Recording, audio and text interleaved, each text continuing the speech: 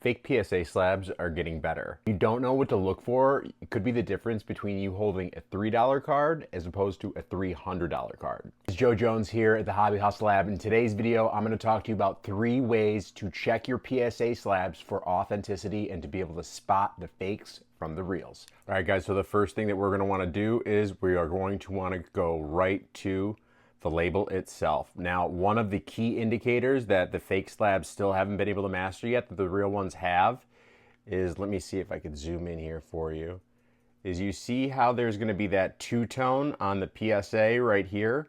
There's that like two-tone, almost like a light switch color.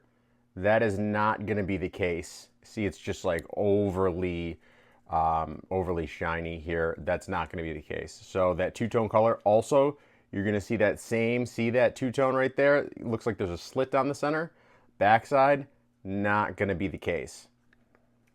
Now, you used to be able to just look at, with a black light, the label and be able to see those black light indicators that revealed authenticity. But nowadays, unfortunately, so what we're looking at, let's look at the real slab.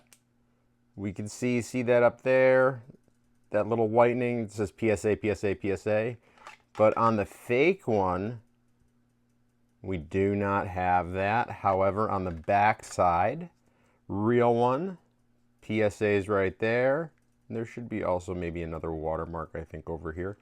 But then on the fake one, they did somewhat try and master that PSA symboling. So even some of the newer fakes will have this whitening up along the top. And on top of that, also, if you were to scan the QR code, it would bring up this card, it would bring up this label, and everything would look good. The indicator would be the casing itself, the slab casing itself. It could look a little bit off frosted or a little overly clear. This one kind of looks pretty equal, but one indicator, another one that you could look at is, see down here, there's going to be a little stress point where they sealed this in, and then over here there isn't one. It just kind of looks like it was, you know, somewhat pressed in, and even maybe the card itself is a little shaky, or maybe it's overly stiff. There is a little bit of movement that you should be able to get. Hear that?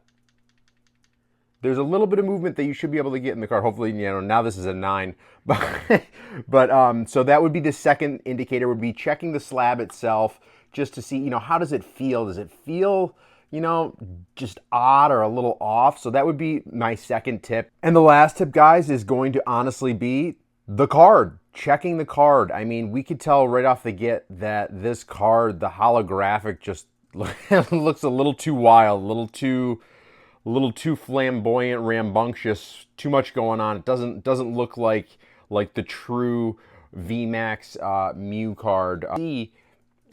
That's a pretty thick card comparatively. Like this is a full, this should be ideally just as thick as this card. And look at the difference.